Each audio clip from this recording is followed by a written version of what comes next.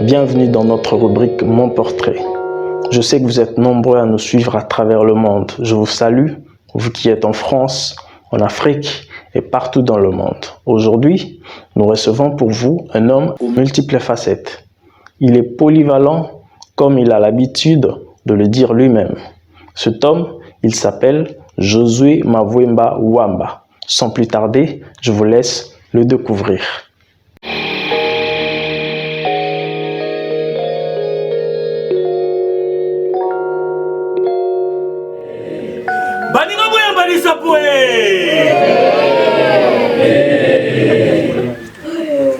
Je vais compter.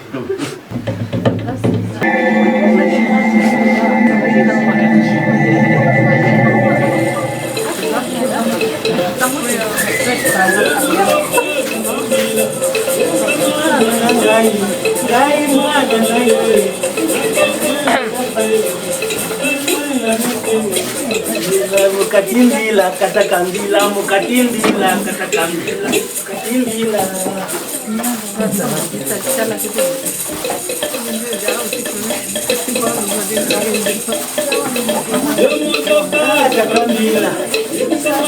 Je m'appelle Josué Mavwemba Wamba.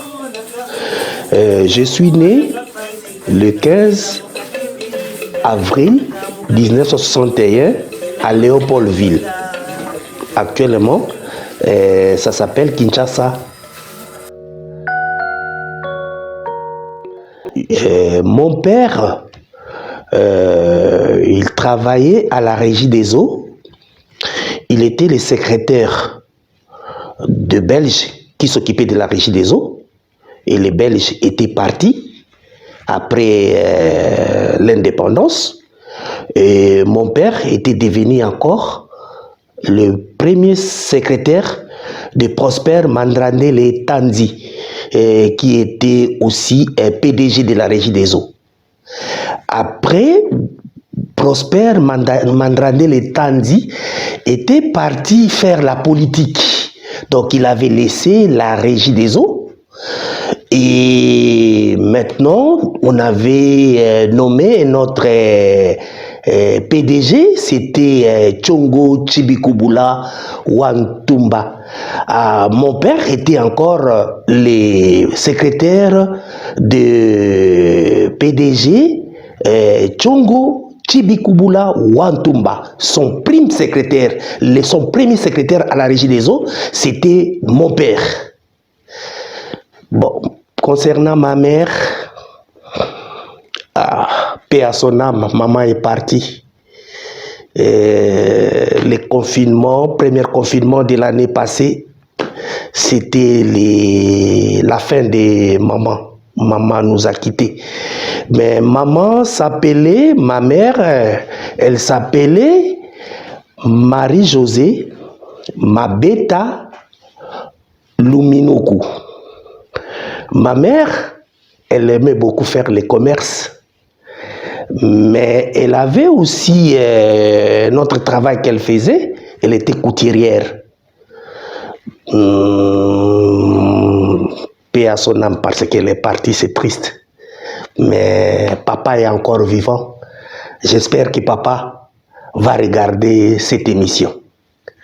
Et je dédie ça à papa Bernard Mavwemba Wamba Yoso. Personnellement, je suis un artiste. Si je peux me présenter comme artiste, je suis un artiste. Mais dans les travail de l'artiste, parce que c'est vaste, hein, le travail de l'artiste. Le travail d'un artiste est vaste. Donc moi, étant qu'artiste, je suis un artiste. J'ai fait des contes. Je suis un conteur africain. Dans l'outil conte, ici en France, j'ai découvert que l'éducation nationale de la France ne reconnaît que l'outil pédagogique conte africain. Dans tous les outils pédagogiques qui sont en Afrique, la France ne reconnaît que Donc l'éducation nationale de la France ne reconnaît que l'outil conte africain. Comme l'éducation nationale de la France a accepté l'outil pédagogique conte africain, ça m'intéresse pour aller faire maintenant des tournées dans des écoles. Je vais dans des écoles pour compter et je fais aussi les spectacles. À partir d'un conte, je peux faire sortir les contes et essayer de maquiller les contes avec des personnages et ça devient un spectacle.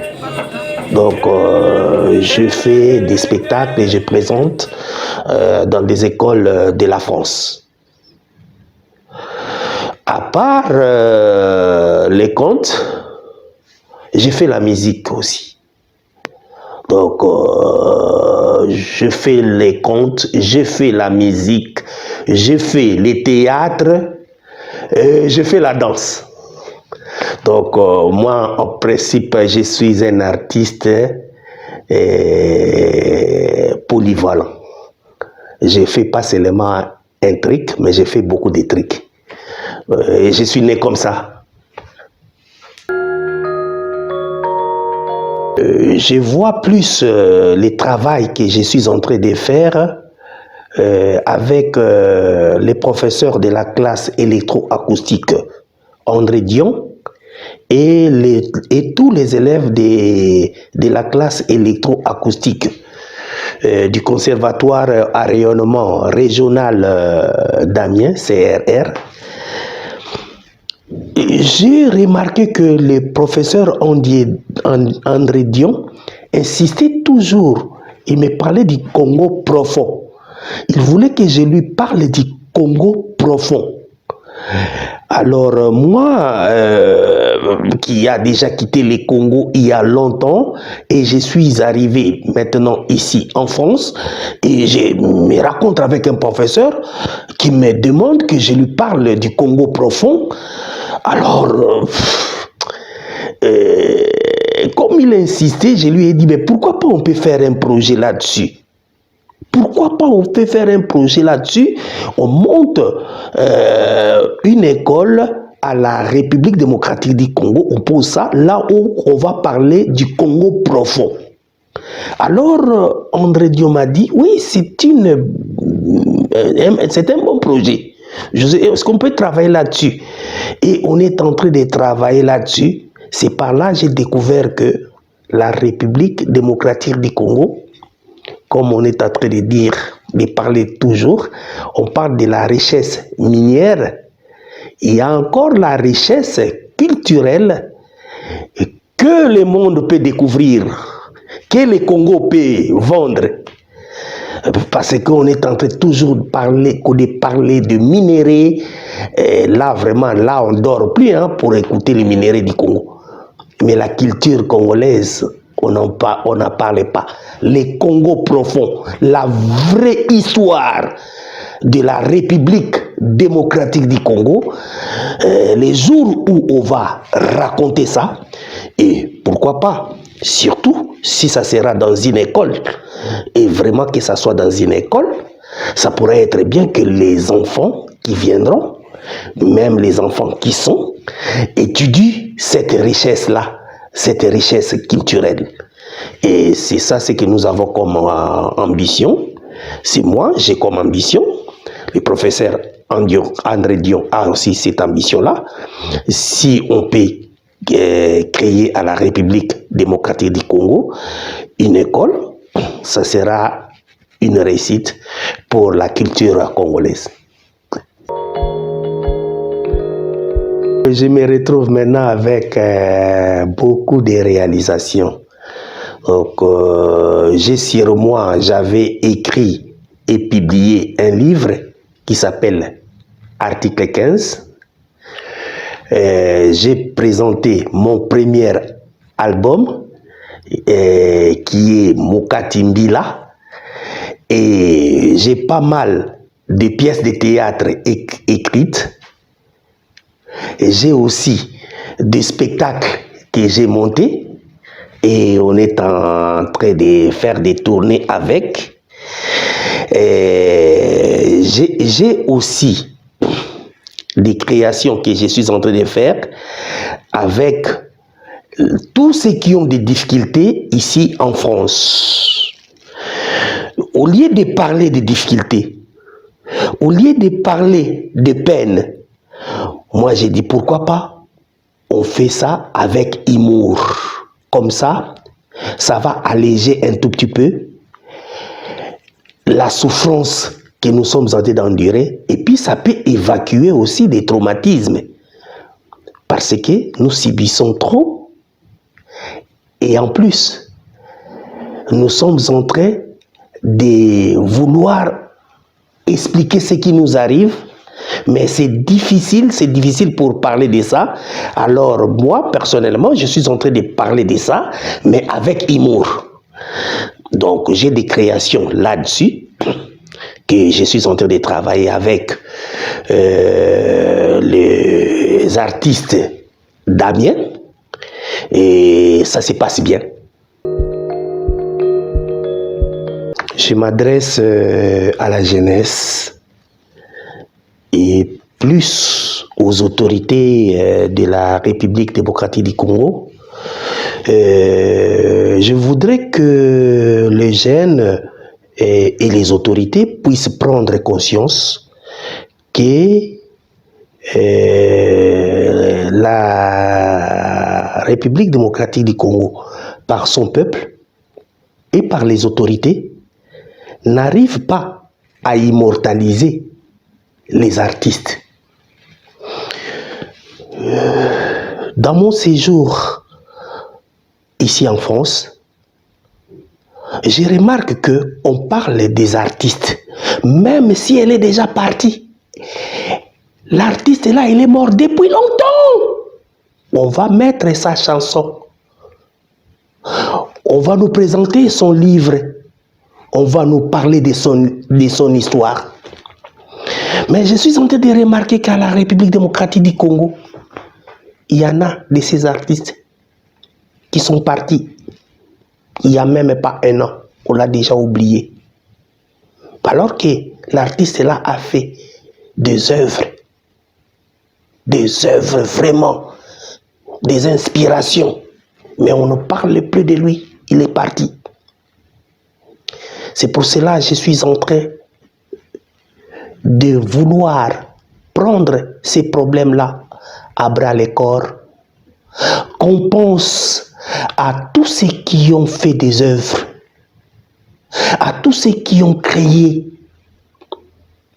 à tous ceux qui ont chanté de belles chansons, à tous ceux qui ont fait de belles créations culturelles. Qu'on pense à faire, pourquoi pas un musée? Pourquoi pas un lieu là où la jeunesse va voir, va visiter, là où on va immortaliser tous ces artistes-là, même s'ils sont pris avec nous, mais on dit que l'artiste est immortel. Les œuvres sont immortelles. Qu'on pense à tous ceux qui nous ont quittés, qu'on n'oublie personne, parce que tout ce qu'ils ont créé, ce sont des richesses. Sinon, si on laisse pourrir toutes ces créations-là, et demain, qu'est-ce que nous allons raconter comme histoire? Quand je suis en train de vous parler des Congo profonds, si je pose une question à un Congolais, qu'il me dise les Congo, quand est-ce que ça a commencé, mais il va commencer à tergiverser, il va commencer à me regarder méchamment, il va commencer à bouger, il ne sait pas. Donc même l'histoire du pays n'est même pas connue. Même ceux qui nous ont libérés, ceux qui nous ont donné l'indépendance, ceux qui ont milité pour les pays, ceux qui ont œuvré pour le pays, ceux qui ont parlé pour le pays. Il n'y a pas un musée, là on va les revoir. C'est triste. C'est par là, moi je suis en train d'insister qu'on essaye de faire un effort qui ait un lieu culturel, là on va essayer de voir défiler l'histoire de la République démocratique du Congo. On verra cette richesse-là, on verra cette histoire comme, pourquoi pas, on est en train de voir l'histoire des Juifs. Si tu vas dans des écoles, l'histoire des Juifs est racontée. Mais l'histoire de la République démocratique du Congo, si vous entrez dans des écoles, on ne connaît même pas ça. On ne connaît même pas ces pays-là, si ça vient d'où. Et nous, on fait cet effort-là pour aller parler du Congo, même en haut de la montagne. On parle du Congo, même au pied de la montagne, on parle du Congo, même à la nature, on parle du Congo. Nous faisons cet effort-là, mais nous voulons que les autorités et la jeunesse puissent aussi faire autant, même ceux qui sont à l'extérieur, même ceux qui sont à l'intérieur du pays, même la diaspora, même ceux qui sont là, tout le monde pense qu'un jour, nous devons avoir des lieux culturels. Et c'est ça le message que je voulais passer, et que tous les Congolais puissent comprendre. Je n'ai pas critiqué les Congolais, je n'ai pas parlé le mal des Congolais, loin de là. Mais je suis en train seulement de faire sortir ce qui manque au Congo. Vous allez remarquer que ici, en France, les artistes khmers, on est en train de les mettre dans un lieu, là où on immortalise les artistes. On appelle ça Panthéon. Si je vous pose la question, il y a la Panthéon à la République démocratique du Congo, vous allez répondre non. Il y a le musée de l'histoire de la République démocratique du Congo, je ne sais pas si ça existe, si ça se trouve dans quel coin. Si je vous pose la question, permettez-moi de citer les noms. C'est mon oncle, hein? Clément Zamenga Batukezanga, qui est, on peut comparer avec des écrivains qui ont écrit ici en France, là où dans des avenues, il y a leur nom. Si tu vois Voltaire, tu verras Voltaire en France. Si tu vois Verlaine, tu verras Verlaine en France. Tu passes là-bas, tu vois Balzac. Si tu vas là-bas, tu verras Molière. Si tu vas là-bas, Victor Hugo. Mais je ne sais pas si à la République démocratique du Congo, il existe l'avenue Zamenga Batukezanga Clément. Je ne sais pas si ça existe. Hein? Je ne sais pas si ça existe l'avenue Lomami. Je ne sais pas si ça existe l'avenue Pikapia. Des grands qui ont défendu la langue française, qui ont écrit les livres qui inspirent, et les livres même des Pikapia. Tu peux lire et tu ne comprends même pas qu'est-ce qu'il avait écrit. Pika. Mais je ne sais pas si Pikapia a une rue ou bien un avenue à la République démocratique du Congo. Je ne sais pas. Parce que moi, je n'ai pas vu ça. Je ne sais pas si Zamenga, quelque part là, on a écrit Clément Zamenga Batukezanga. Je ne sais pas. Je ne sais pas. Mais on commence à en penser parce que ce sont des gens immortels et qui ont défendu la République démocratique du Congo. C'est ça ce que j'ai comme message à passer à la jeunesse et aux autorités de la République démocratique du Congo, qu'ils prennent conscience de ça. Sinon, dans la culture, J'ai mon bureau de travail. C'est à 125 rue Voltaire, Amiens. Et si vous voulez me contacter, et je vous donne mon numéro, c'est le 06 63 34 56 80. C'était un plaisir pour moi de vous savoir nombreux en train de nous suivre devant vos petits écrans. Alors, c'est tout pour aujourd'hui. On se retrouve pour le prochain numéro. À très bientôt.